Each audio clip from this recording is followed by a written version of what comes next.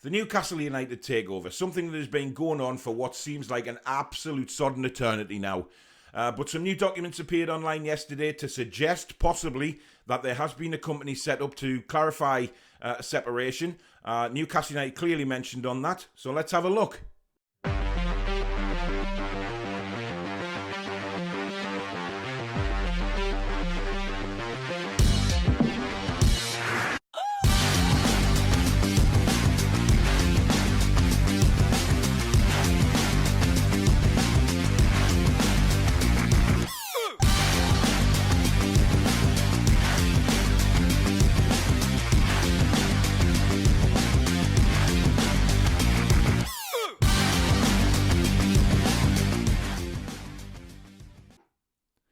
Hi everybody, I'm Paul, back again with another video, and today we are talking about, yes, the extravaganza that is the Newcastle United takeover, something that has been dragging on for, like I said in the intro there, what seems like a sodden eternity now. It's just unbelievable really how long it's been going on. But some documents, like I said, appeared online yesterday which have set up a new company, clarified separation, which is one of the major stumbling blocks about the whole takeover apparently was this separation with the Kingdom of Saudi Arabia and PIF being separate to run the club. Now, a lot of people have been very cynical about it, saying it's fake news, the takeover's off, etc., including me in a way. I'm not getting my hopes up, and that's simply because of what's happened in the past. It's not because I'm being an arse. It's just because, we as Newcastle fans have built our hopes up so many times over the last, year and a half or something like that, just to be shot down in flames and devastated again, knowing that Mike Ashley is still there. Now, a lot of people have pointed to the fact that, the ground is run down, the fridges are empty, the training facilities haven't had a penny spent on them. So does this mean that, Mike Ashley knows something is going to happen, therefore he wasn't prepared to put any money in? You could include the transfer market in that as well, because, let's face it, no money was spent there apart from on Joe Willock. So, you can look at it that way and think, right, well, obviously he's not restocking anything. He's anybody that's preparing to be taken over would do that. If you were a retail shop, you wouldn't buy new stock when you knew there was a new company coming in to take over. You would just let that stock run down, and then when it all happened, boom, it's all taken care of. So you can think of it that way. And that's kind of in the back of my head as a little bit of a positive, thinking, right, we've seen these documents yesterday. As I say, the Real takes you to the government website, confirms Newcastle United are on there, this new company. Now, what I want to know, and what I've said a lot in the past, is that I'd rather it went on behind the scenes instead of being played out in public. If all the groups have got together behind the scenes and actually thrashed this out and sorted it out as to the Premier League certainly, given the go-ahead for the takeover, all parties have settled on money, etc., and there is an infrastructure in place for when they announce the takeover. I would love that to happen because, so many times you go online and you see this, and this, and you build your hopes up, and there's no point for me. I'd rather just wait until I know things have done, and then a press conference, breaking news, whatever it may be, finally appears that Mike Ashley has gone. And that's the slim little hope that I cling on to. Because the cynical side of it is, well, is it because, season tickets are down, the money's down, etc.? We've been conned before, remember, a lot of times. Transfer windows, etc., when it comes to sort of people buying season tickets, etc. We as fans have been conned so many times in the past. Now, is that the case again here, that somebody has set this up? Obviously, it's very difficult to think that because of the fact that, you follow the links and you go and see this new company on the government website. So it's very difficult to think that way. But on the flip side of that, like I said before, we've been shot down many, many, many times before. But this is kind of the first bit of maybe positivity that we've seen, that things are going on that we don't know about.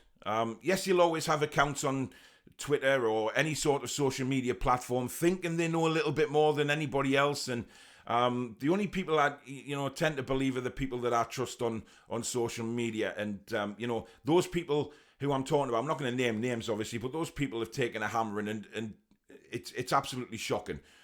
because, you know, it's clear that those people know what they're talking about. A lot of people will know who I'm talking about here, but obviously I'm not naming names on videos anymore. I just like what they do. I like what they say. I love listening to them, and it's very interesting finding out how they would go about a takeover in infrastructure and things like that. But for me, I'm trying to look at it both ways here, because, like I said earlier, I've been shut, me and thousands of Newcastle fans have been shot down so much in the past when we've built our hopes up about this takeover that it's just hard to get excited. That's not to say that there's a little part of me in the background thinking, God, this might actually happen now. So, you know, is that the reason that the ground is, you know, hasn't been touched for so long? Is that a reason why the stock is so low? You know, we know because of COVID there's a shortage of delivery drivers. Is that the reason why the ground is looking so empty? I'm not so sure, because, you know, if we look at Castoria's shop, they seem to be fully stocked, etc., on what they need. So I don't think that's the issue. But like I say, hopefully, you know, this company has been set up and that will complete the separation part of it. Now, if the parties have been together behind the scenes, you know, maybe that they've come to this agreement that this company needs to be set up. This is what will run Newcastle United, because they are mentioned. They are mentioned on there. This could be the actual setup of the company that runs Newcastle United, separate from the Kingdom of Saudi Arabia. It's a very important document, without a doubt, to be on the government website. There has to be something in it. But I guess time will tell, guys. I mean, it's very interesting. It's definitely interesting. But again, you know, me and a lot of other Newcastle fans are not getting too excited at the minute, because obviously we don't know what's going to happen yet. This might all just die down and go away again. It's certainly done that in the past when we've built our hopes up. We certainly need something, guys. We need a lift. We need a lift, without a doubt. You know, we've got this game on Saturday at Manchester United, which, you know, given my live streams, nobody is confident of a victory. In fact, just a hammering, 4 or 5 at least. And then we've got Leeds at home, and Leeds play very attacking football, could absolutely do us a new one as well. And the confidence amongst the fan base is flat. Newcastle United, know the unrest among the fans now. You know, they're talking about beefing security up, etc. for the Leeds game. They know that shit is going to hit the fan very, very quickly, because the fans have just had enough, to the point where, you know, enough is enough. You know, we can't take any more bullshit. So if this is a slight little bit of positivity for us to maybe think that Ashley is finally out, then let's just cling to that, but not get overexcited, guys, because so many times in the past that has happened. But we may see an announcement very shortly. Let's hope we do. Let's really hope we do, and this club can get back to where it actually belongs. Belongs to the fans. You know, the club having interaction with the fans, and suddenly the area gets a lift. That's what we want more than anything. So let me know in the comments what you thought of these documents yesterday that came out. Do you think it's a load of rubbish? Or do you think there's actually something to it, that maybe the parties have agreed something behind the scenes, including the Premier League? Or is it just pie in the sky and you're not building your hopes up anymore regarding the takeover, and you think it's just done? But let's have a conversation down below in the comments. It'd be great to know what you guys think of it all. Like I say, if you have enjoyed the video, guys, don't forget to smash up the likes, help me build this channel up.